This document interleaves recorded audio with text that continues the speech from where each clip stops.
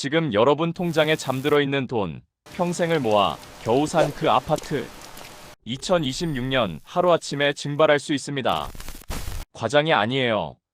전 세계 석학들이 입을 모아 2025년 말에서 2026년 초를 경제 대격변의 티핑 포인트로 지목하고 있거든요. 그런데 여기서 소름 돋는 진실이 하나 있습니다. 1929년 대공황, 2008년 금융위기 당시 수많은 사람들이 집을 잃고 거리로 내몰렸지만 진짜 부자들은 바로 그때 헐값에 쏟아진 자산을 싹쓸이했어요. 위기란 돈이 사라지는 게 아닙니다. 겁먹은 자의 주머니에서 준비된 자의 주머니로 주인이 바뀌는 것뿐이죠. 도대체 왜 하필 2026년일까요? 지금 이 순간에도 세계의 시한폭탄이 동시에 째깍거리고 있기 때문입니다. 첫 번째 폭탄부터 볼게요. 기억나시죠? 2020년 코로나 팬데믹. 그때 각국 정부가 경제를 살린다며 천문학적인 돈을 뿌렸어요.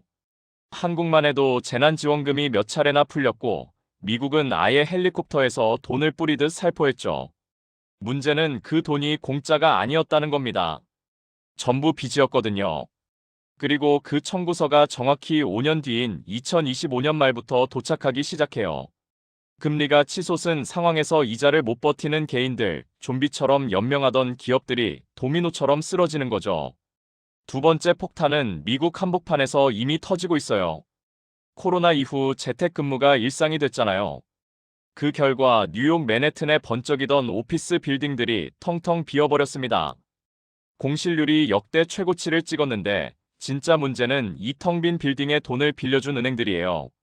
수천억 달러 규모의 상업용 부동산 대출 만기가 2026년에 집중돼 있거든요. 빌딩 주인이 돈을 못 갚으면 은행이 흔들리고 은행이 흔들리면 전 세계 금융 시스템이 출렁입니다. 세 번째 폭탄은 지금 가장 뜨거운 AI예요. 엔비디아 주가가 하늘을 뚫을 때 다들 환호했죠. 그런데 2000년 닷컴 버블 때도 똑같았어요. 인터넷이 세상을 바꿀 거라며 열광했고 실제로 바꿨습니다. 하지만 그 전에 주가가 먼저 90% 폭락했거든요. 기대가 현실을 너무 앞서가면 반드시 실망 매물이 쏟아집니다. 이 세 폭탄이 2026년 동시에 터질 수 있어요. 그렇다면 과거 위기를 뚫고 살아남은 사람들은 뭐가 달랐을까요? 2000년 닷컴 버블이 터졌을 때 이야기입니다. 지금은 전 세계를 집어삼킨 공룡이 된 아마존. 그때 주가가 어떻게 됐는지 아세요? 113달러에서 6달러로 무려 95%가 증발했어요. 월스트리트는 비웃었고 언론은 아마존을 곧 사라질 닷컴 시체 취급했죠. 그런데 제프 베조스는 흔들리지 않았어요. 직원들을 모아놓고 이렇게 말했거든요. 주가 차트 보지 마라. 고객만 봐라. 그리고 미리 확보해둔 현금을 꽉 움켜쥐고 버텼습니다. 경쟁사들이 줄줄이 쓰러지자 베조스는 움직였어요. 헐값에 나온 물류 창고를 사들이고 해고된 우수 인재들을 쓸어 담았죠. 위기가 끝났을 때 아마존은 독보적인 1등이 되어 있었습니다. 같은 시기 한국에서도 극명하게 갈린 운명이 있었어요. 1997년 외환위기, 대우그룹의 김우중 회장은 위기를 확장의 기회로 봤습니다. 빚을 내서 부실 기업들을 마구 사들였죠. 결과요? 대우는 공중분해됐어요. 반면 삼성의 이건희 회장은 정반대로 움직였습니다. 위기가 오기 전부터 돈 안 되는 사업을 칼같이 잘라냈고 달러와 현금을 쌓아뒀어요. 그리고 모든 자원을 반도체 하나에 몰빵했죠. 위기가 지나자 삼성은 세계 반도체 시장의 왕좌에 올랐습니다. 여기서 교훈이 나옵니다. 위기 때 덩치를 키우면 죽어요. 살아남으려면 군사를 빼고 현금을 쥐어야 합니다. 주가에 일희일비하지 말고 본질에 집중해야 해요. 그래야 남들이 쓰러질 때 기회를 낚아챌 수 있거든요. 인류 역사상 가장 똑똑한 두뇌를 가진 사람이 누구일까요? 많은 전문가들이 아이작 뉴턴을 꼽습니다. 만유인력을 발견하고 미적분학을 창시한 천재 중의 천재죠. 그런데 이 뉴턴이 주식 투자에서는 처참하게 박살났어요. 1720년 영국 남해회사라는 기업의 주식이 불티나게 팔리고 있었습니다. 지금으로 치면 AI 테마주 열풍 같은 거였죠. 뉴턴도 여기에 투자했어요. 그리고 현명하게 적당한 수익을 챙기고 빠져나왔습니다. 여기까진 완벽했어요. 문제는 그 다음이었습니다. 뉴턴이 팔고 나온 뒤에도 주가는 미친 듯이 올랐거든요. 하늘 높은 줄 모르고 치솟았어요. 그러자 뉴턴 주변의 친구들, 심지어 뉴턴보다 훨씬 멍청하다고 여겼던 사람들이 돈다발을 자랑하기 시작했습니다. 나는 3배 벌었다, 5배 벌었다 이런 소리가 귀에 들려오는 거예요. 뉴턴의 마음이 어땠을까요? 배가 아팠습니다. 조바심이 났어요. 왜 나만 저 파티에서 빠져 있어야 하지? 이 감정, 요즘 말로 FOMO라고 하죠. 소외되는 것에 대한 공포. 결국 뉴턴은 이성을 잃었습니다. 주가가 역사상 최고점을 찍던 바로 그때 전 재산을 다시 털어넣었어요. 그리고 얼마 지나지 않아 거품이 터졌습니다. 주가는 곤두박질 쳤고 뉴턴은 현재 가치로 약 50억 원을 날렸어요. 평생 모은 돈이었죠. 그 뒤로 뉴턴은 죽는 날까지 남의 회사라는 단어만 들어도 발작적으로 화를 냈다고 합니다. 천체의 움직임은 계산할 수 있어도 군중의 광기는 계산할 수 없다는 말을 남겼죠. 아무리 천재적인 두뇌를 가져도 소외에 대한 공포를 이기지 못하면 투자에서 망합니다. 1930년대 미국 대공황. 역사책에서나 보던 그 시절이 얼마나 끔찍했는지 아세요? 거리마다 실업자들이 구걸을 하고 멀쩡하던 은행들이 하루아침에 문을 닫았어요.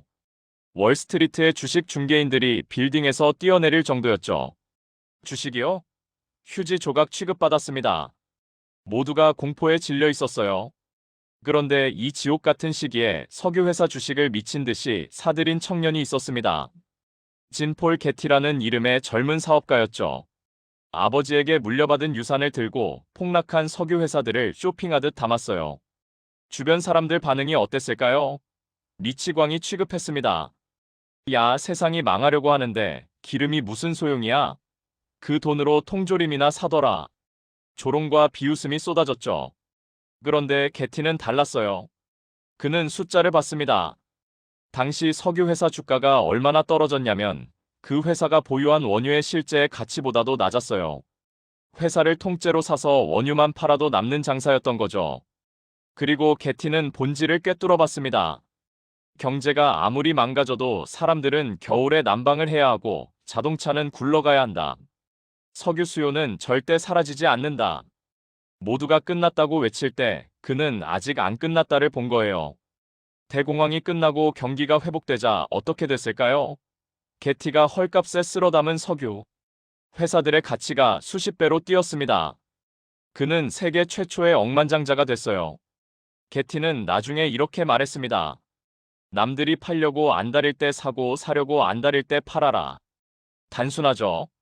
하지만 인간 본성을 거스르는 이 단순한 원칙을 실천할 용기, 그게 부자의 자격증입니다. 1970년대 미국 이야기를 해볼게요. 이때 터진 게 오일 쇼크입니다. 중동 산유국들이 석유 수출을 막아버렸어요. 기름값이 4배로 뛰었고 물가가 미친 듯이 치솟았죠. 그런데 경제 성장은요? 멈춰버렸어요. 물가는 오르는데 성장은 없는 이 지옥 같은 상황, 경제학 용어로 스태그플레이션이라고 합니다. 주식 시장은 어땠을까요? 10년 넘게 박스권에 갇혀서 꿈쩍도 안 했어요. 오르지도 내리지도 않고 그냥 죽어 있었죠. 당시 미국의 유명 경제 잡지가 표지에 이런 제목을 박았습니다. 주식의 죽음. 더 이상 주식으로 돈 버는 시대는 끝났다는 사형 선고였어요. 사람들은 주식을 팔고 금이나 부동산으로 도망쳤습니다. 그런데 이 절망의 한복판에서 주식을 조용히 쓸어 담는 사람이 있었어요. 워런 버핏이었습니다. 그가 찍은 종목은 워싱턴 포스트라는 신문사였죠. 당시 이 회사의 시가총액이 얼마였는지 아세요? 8천만 달러까지 곤두박질 쳐 있었어요. 그런데 버핏이 직접 계산해보니까 이 회사가 가진 실제 자산과 수익 가치가 최소 4억 달러는 됐거든요. 시장에서는 8천만 달러라고 하는데 진짜 가치는 4억 달러. 버핏은 이걸 보고 이렇게 표현했습니다. 한 달러짜리 지폐를 25센트에 사는 것과 같다. 시장의 공포가 만들어낸 미친 할인이었던 거죠. 버핏은 군중 심리에 휩쓸리지 않았어요. 주식은 죽었다는 헤드라인 따위 신경 쓰지 않았습니다. 오직 숫자, 데이터, 기업의 본질 가치만 봤어요. 결과요? 훗날 워싱턴 포스트 주가는 100배 넘게 올랐습니다. 시장 가격은 군중 심리 때문에 거짓말을 해요. 하지만 기업의 진짜 가치는 거짓말을 하지 않습니다. 이게 버핏이 우리에게 남긴 교훈이에요. 1990년대 초반 일본으로 가볼게요. 그때 일본이 얼마나 잘 나갔는지 아세요? 도쿄 땅을 전부 팔면 미국 전체를 살 수 있다는 말이 진지하게 돌았어요. 부동산 가격이 그 정도로 미쳐 있었던 거죠. 일본 국민들은 부동산 불패 신화를 종교처럼 믿었습니다. 집값은 절대 떨어지지 않는다. 사기만 하면 오른다. 은행들도 미쳤어요. 집값의 100%는 기본이고 120%까지 대출을 내줬거든요. 집 사고도 돈이 남는 거예요. 너도 나도 빚을 내서 부동산에 뛰어들었죠. 그런데 어느 날 금리가 올랐습니다. 그리고 거품이 터졌어요. 일본 경제는 그 뒤로 30년 동안 회복을 못했습니다. 잃어버린 30년이라고 불리는 지옥이 시작된 거죠. 버블 꼭지에서 빚을 내 집을 산 사람들은 어떻게 됐을까요? 집값은 반 토막, 세 토막이 났는데 빚은 그대로였어요. 평생 그 빚만 갚다가 비참한 노년을 맞았습니다. 그런데 이 아비규환 속에서도 돈을 번 사람들이 있었어요. 와타나베 부인이라고 불린 일본 개인 투자자들이죠. 이 사람들은 달랐습니다. 일본 부동산, 일본 주식에 미련을 버렸어요. 대신 해외로 눈을 돌렸죠. 금리가 제로인 일본에서 엔화를 빌려서 금리가 높은 해외 자산에 투자했어요. 엔 캐리 트레이드라는 전략이었습니다. 자국이 무너지는 동안 이들은 달러와 해외 자산으로 막대한 부를 쌓았어요. 이 이야기가 왜 중요하냐고요? 2026년 한국의 위기가 닥치면 원화 가치와 부동산이 동시에 폭락할 수 있어요. 그때 여러분의 자산을 지켜줄 방패가 뭘까요? 원화로만 된 통장이 아닙니다. 달러와 해외 자산이에요. 일본의 실패에서 배워야 합니다. 영화 빅쇼트 보셨나요? 실화를 바탕으로 한 영화인데 거기 나오는 실제 주인공 이야기를 해볼게요. 마이클 벌이라는 사람입니다. 원래 직업이 의사였어요. 그런데 숫자에 미친 사람이었죠. 의사 관두고 헤지펀드를 차렸습니다. 2005년 벌이는 이상한 걸 발견해요. 미국 주택시장의 대출 구조를 파고들었는데 뭔가 심각하게 잘못돼 있었거든요. 은행들이 상환 능력이 전혀 없는 사람들에게 주택대출을 마구 내주고 있었어요. 직업도 없고 소득도 없고 자산도 없는 사람한테 집을 사라고 돈을 빌려준 거예요. 그리고 이 썩은 대출들을 예쁘게 포장해서 전 세계에 팔아넘겼죠. 머리는 확신했습니다. 이건 반드시 터진다. 그래서 미친 짓을 해요. 전 세계가 집값 상승에 베팅할 때 혼자서 집값 폭락에 전 재산을 걸었습니다. 공매도였죠. 주변 반응이 어땠을까요? 미치광이 취급이요. 투자자들은 돈을 돌려달라고 난리를 쳤고 월스트리트 사람들은 코웃음을 쳤어요. 2년이 넘는 시간 동안 벌이는 극심한 스트레스에 시달렸습니다. 한쪽 눈에 낀 의안이 빠질 정도였다고 해요. 그런데 2008년 리먼 브라더스가 파산했습니다. 벌이의 예측대로 집값이 폭락했어요. 그가 번 돈이 얼마였을까요? 수천억 원입니다. 세상 모두가 예스라고 외칠 때 노라고 말할 수 있는 용기. 그리고 자신의 분석을 끝까지 밀고 나가는 지독한 인내심. 이 두 가지가 없으면 군중과 함께 무너질 수밖에 없어요. 벌이는 그걸 증명했습니다. 역사를 더 거슬러 올라가 볼게요. 1815년 영국입니다. 나폴레옹 전쟁이 막바지에 달했어요. 전쟁의 공포가 시장을 지배했죠. 영국이 지면 나라가 망한다. 채권은 휴지 조각이 된다. 사람들은 영국 국채를 헐값에 내다 팔았어요. 패닉 상태였습니다. 그런데 이 혼란 속에서 조용히 움직인 가문이 있었어요. 로스차일드 가문이죠. 이들은 남들보다 빠른 정보망을 갖고 있었습니다. 전쟁의 실제 상황을 먼저 알았어요. 그리고 아무도 모르게 바닥을 친 영국 채권을 쓸어 담았죠. 전쟁이 끝나고 영국이 승리했다는 소식이 전해지자 채권 가격이 폭등했어요. 로스차일드 가문은 단 하루 만에 지금 가치로 수조 원을 벌었습니다. 더 옛날로 가볼까요? 17세기 네덜란드에서는 믿기 힘든 일이 벌어졌어요. 튤립꽃 한 송이가 집 한 채 가격에 거래된 거예요. 네, 꽃이요. 사람들은 빚을 내서 튤립 구근에 투자했어요. 영원히 오를 거라 믿었거든요. 결과는요? 어느 날 갑자기 거품이 터졌고 네덜란드 경제가 박살났습니다.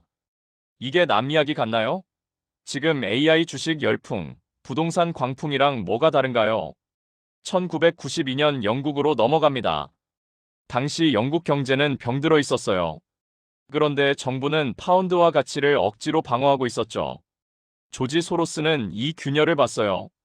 거품은 반드시 터진다. 그는 영국 정부를 상대로 파운드화 공매도를 걸었습니다. 결과요? 영국 중앙은행이 백기를 들었고 소로스는 하루에 10억 달러를 벌었어요. 2026년 위기가 올 때 이런 균열을 먼저 발견하는 사람이 승자가 됩니다. 자, 이제 실전 이야기를 해볼게요. 2026년에 위기가 터진다고 치면 어떤 형태로 올지 모르잖아요. 시나리오별로 대비가 달라야 합니다. 먼저 물가가 떨어지고 실업률이 치솟는 디플레이션형 폭락이 올 수 있어요. 이때는 전 세계 자산이 동반 폭락하거든요. 주식도, 부동산도, 코인도 다 같이 추락해요. 그런데 딱 하나 오르는 게 있어요. 달러입니다. 그리고 미국 장기 국채요. 세상이 무너질 때 돈은 가장 안전한 곳으로 도망치거든요. 반대 시나리오도 있어요. 경기는 바닥인데 물가만 미친 듯이 오르는 스태그플레이션. 1970년대 미국이 그랬죠. 이때는 현금을 들고 있으면 녹아내려요. 화폐 가치가 쪼그라드니까요. 이럴 때 빛을 발하는 게 금이에요. 역사적으로 화폐가 쓰레기 취급받을 때마다 금값은 폭등했거든요. 포트폴리오의 10% 정도는 금으로 깔아두는 게 보험입니다. 그리고 진짜 중요한 건 타이밍이에요. 언론에서 자본주의 종말이라고 도배하고 경매 법정이 텅텅 비어 있을 때, 다들 부동산 불패 신화가 끝났다고 외칠 때, 바로 그때가 평소에는 쳐다보지도 못했던 1등. 기업 주식과 서울 핵심지 아파트를 80% 할인된 가격에 주울 수 있는 절호의 타이밍이에요. 그렇다면 위기가 다가오는 걸 어떻게 감지할까요? 재밌는 지표가 있어요. 립스틱 효과라고 들어보셨나요? 불황이 오면 사람들이 명품 가방 대신 립스틱을 사요. 작은 사치라도 부리고 싶으니까요. 소비 패턴이 바뀌기 시작하면 진짜 위기 신호예요. 앨런 그린스펀은 남성 속옷 지표를 언급하기도 했어요. 경기가 어려워지면 남자들이 가장 먼저 줄이는 지출이 속옷이래요. 안 보이니까요. 장바구니를 예민하게 관찰하세요. 여기서 한 가지 냉정한 진실을 말씀드릴게요. 지금까지 배운 전략들, 머리로는 다 이해하셨을 거예요. 그런데 막상 위기가 터지면 실행할 수 있을까요? 솔직히 말하면 대부분 못해요. 왜냐고요? 인간의 뇌가 그렇게 설계되지 않았거든요. 우리 뇌는 수만 년 동안 생존을 위해 진화했어요. 공포를 느끼면 도망치도록 프로그래밍 되어 있죠. 주식이 폭락하면 본능적으로 매도 버튼을 누르게 돼요. 이걸 거스르려면 엄청난 의지력이 필요합니다. 칠면조의 역설이라는 게 있어요. 어떤 칠면조가 농장에서 1000일 동안 매일 먹이를 받아먹었어요. 1000일 연속이요. 이 칠면조는 생각하겠죠. 아, 주인은 나를 사랑해. 내일도 먹이를 줄 거야. 영원히 행복할 거야. 그리고 1001일째 되는 날, 추수감사절이 왔어요. 칠면조는 식탁에 올랐습니다. 과거 데이터만 보고 미래를 예측하면 이렇게 됩니다. 부동산은 항상 올랐으니까 앞으로도 오를 거야. 이런 믿음이 얼마나 위험한지 아시겠죠? 마천루의 저주도 흥미로워요. 엠파이어 스테이트 빌딩이 완공됐을 때 대공황이 터졌어요. 부르즈 칼리파가 완공됐을 때 2008년 금융위기가 왔고요. 우연일까요? 아니에요. 인간의 탐욕이 하늘을 찌를 때가 바로 버블 붕괴 직전이라는 신호입니다. 또 하나, 냄비 속 개구리 아시죠? 찬물에 개구리를 넣고 서서히 끓이면 개구리가 뛰쳐나오지 못하고 죽어요. 지금 여러분의 자산이 서서히 끓고 있는 건 아닌지 점검해보세요. 내 집이니까 더 비싸게 느껴지는 보유 효과의 착각에서 벗어나세요. 냉정하게 숫자를 보고 지금 당장 빚부터 줄이세요. 2026년 폭풍이 오기 전까지 남은 시간, 약 1년입니다. 이 골든타임을 어떻게 쓰느냐에 따라 여러분의 인생이 완전히 바뀔 수 있어요. 지금 당장 해야 할 3가지를 말씀드릴게요. 첫째, 과시용 소비를 끊고 현금 비중을 30% 이상으로 늘리세요. 위기 때 자산을 쓸어 담을 총알이에요. 둘째, 지금부터 공부하세요. 아파트 전세가율, 기업 현금 보유량, 막상 폭락장이 오면 손이 떨려서 못 사요. 지식으로 멘탈을 무장해야 합니다. 셋째, 시장이 무너져도 절대 도망치지 마세요. 피가 튀는 한복판에 서 있어야 바닥을 알리는 기회의 소리가 들립니다. 군중이 비를 피할 때 여러분은 빗물을 받아 농사를 지으세요.